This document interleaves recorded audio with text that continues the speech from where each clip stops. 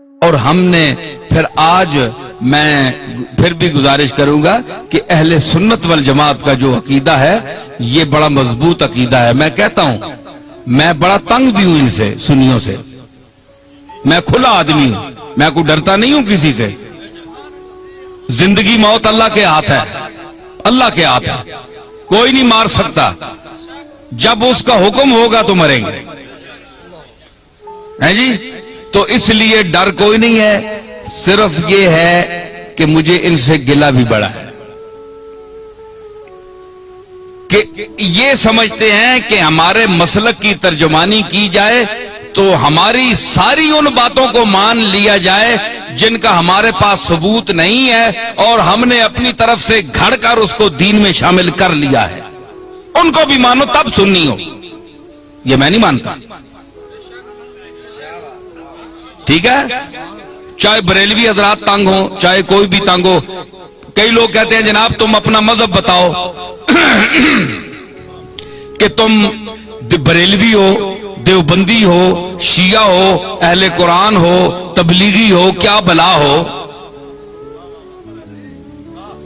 بھائی کبھی بریلویوں کی تعریف کرتے ہو, کبھی ان کو دھر لیتے ہو, کبھی دیوبندیوں کی تعریف کرتے ہو, کبھی ان کو دھر لیتے ہو, کبھی شیعہ کی تعریف کرتے ہو, کبھی ان کو دھر لیتے ہو.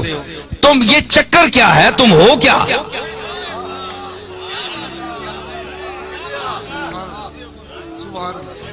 ہے جی, آج میں آپ کو بتاتا ہوں میں کیا ہوں. دیکھیں صاحب, یہ ان کا سوال بجا ہے کہ یہ سارے لوگ ان کی تعریف کرتے ہیں, اور کبھی جو بہت خوش ہوئے ہوتے ہیں وہ دیوبندی بھی کہتے ہیں یار یہ تو ہمارا آدمی ہے, یہ دیوبندی ہے. وہ دوسرا خطاب سنتے ہیں وہ کہتے ہیں تب تن کے رکھ چھوڑیا سسا.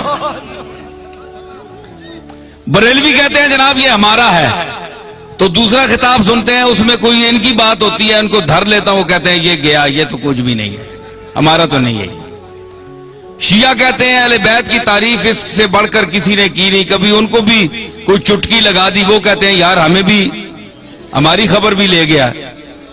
اہل قرآن, تبلیغی, اہل حدیث تعریف بھی کرتا ہوں, مذمت بھی کرتا ہوں. وہ کہتے ہیں یہ چیز کیا ہے, یہ ان کی معجون مرکب کیا ہے, حدود اربع ان کے کیا ہے. تو میں گزارش کروں, بات یہ ہے کہ میرا کوئی ذاتی مذہب نہیں ہے, نہ آپ کا کوئی ذاتی مذہب ہونا چاہیے. ہمارا مذہب, ہمارا عقیدہ, ہمارا مذہب, ہمارا مسلک, ہمارا نظریہ, ہمارا اندیہ وہ ہونا چاہیے جو اللہ کی آخری کتاب قرآن مجید میں آیا ہے,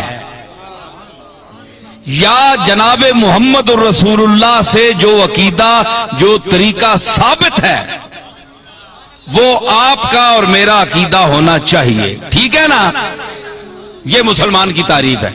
تو ہر یاد رکھیے کہ ہر مذہب میں, ہر مسلک میں افراط و تفریط ہے, یا کوئی کسی بات میں گھٹ جاتا ہے, بہت دالیوں لے ونن تے بعض جگہ وہ اتنی شدت کرتے ہیں کہ حد سے بڑھ جاتے ہیں. میانہ روی, حضور نے فرمایا خیر الامور اوسطھا, یہ آپ کا ایسا جملہ ہے کہ پوری کائنات کے ہر چیز پر اس کا اطلاق ہو سکتا ہے. پوری کائنات, ہر عمل, ہر نظریہ, ہر نقطہ, یہ سرکار مدینہ کا وہ ارشاد ہے. میں اس کی تعریف کروں کہ فرمایا کہ ہر چیز میں درمیانہ روی اختیار کرو, ہر چیز میں. آپ اس کو گھر جائیں, اپنے بال بچوں کے ساتھ, بیوی کے ساتھ, والدین کے ساتھ, محلے والوں کے ساتھ برتیں, اور حضور کے اس ارشاد مقدس کو آپ ذہن میں رکھیں کہ ہر چیز میں میانہ روی, نہ حد سے بڑھو نہ حد سے نیچے ہو, درمیان میں چلو. وہ کسی نے کہا نا کہ عزیز اتنا ہی رکھو کہ جی بہل جائے, عزیز اتنا ہی رکھو کہ جی بہل جائے, اب اس قدر بھی نہ چاہو کہ دم نکل جائے. ہر چیز کا ایک طریقہ ہوتا ہے اعتدال, درمیانہ روی. تو حضرت پیر میر علی شاہ صاحب کا کو اللہ نے علماء عصر میں امتیاز کیوں عطا فرمایا؟ دیوبندیوں نے کیوں ان کو مانا؟ شیعہ نے کیوں مانا؟ رد مرزائیت میں جب میرے دادا وہاں تشریف لے گئے تو سب نے مسلمہ طور پر آپ کو مقتدا اپنا کیوں مانا؟ آج کون سا پیر ہے پاکستان میں کہ جس کو تمام مسالک کے علماء اور مشائخ اکٹھے ہو کر اپنا پیشوا مانے؟ کوئی ہے آپ کے سامنے آیا؟ نہیں آیا، اس لیے کہ وہ خود معتدل نہیں ہے، وہ پارٹی کا بن گیا ہے، پارٹی کا ہو کر رہ گیا ہے۔ اس نے کہا ہے کہ میں نے، اگر میں شیعہ ہوں تو میں نے شیعہ کی حمایت کرنی ہے، چاہے شیعہ غلط ہے میں نے شیعہ کو ثابت کرنا ہے۔ دیوبندی ہے تو اس نے کہا میں نے دیوبندیوں کو ثابت کرنا ہے چاہے وہ غلطی کریں۔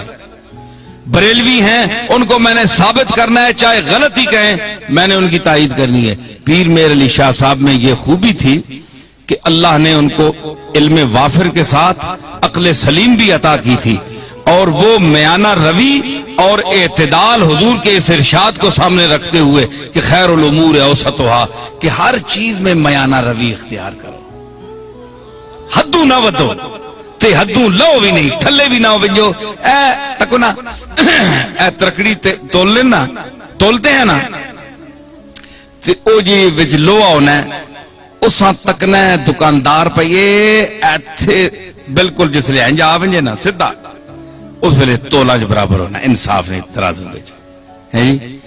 تے کئی جڑے او تے مولیاں نے پتھر مار چھوڑنے، مار کے میں تکنا رہا ہاں، مولیاں نے پتھر مار چھوڑا ہے یا ایمیں سودے نہیں چمک دیتی تو وہ پلڑا انج ہو گیا تو اساں جلدی جلدی پا دیتا، کیوں سرور تکنا ہونا ہے نا؟ اچھا تو مطلب ہے کہ دھوکہ دے دیا، چکر دے دیا، تو مطلب یہ ہے کہ وہ سودا وہاں جاتا نہیں پورا، صرف ٹچ کر کے اس کو نیچے کر کے چکر دے کے چلے جاتے ہیں۔ لیکن جو سمجھدار گاہ کو اس کو پتہ ہے کہ جب یہ بالکل تول میں صحیح آئے گا نا، انصاف پہ آئے گا، نہ ادھر جھکاؤ ہوگا نہ ادھر ہوگا، تو پھر صحیح تلے گا۔ اس کو کہتے ہیں اعتدال، درمیان میں، نہ ادھر نہ ادھر۔ تو آپ بتائیں کہ سودا وہ صحیح تلتا ہے نا جو اعتدال پر ہو، جسے اس کے آنے جی ترکڑی نہ ہو، کنڈا صحیح تولتے درمیان کھلوتا ہوئے، اور صحیح سودا تلنا ہے۔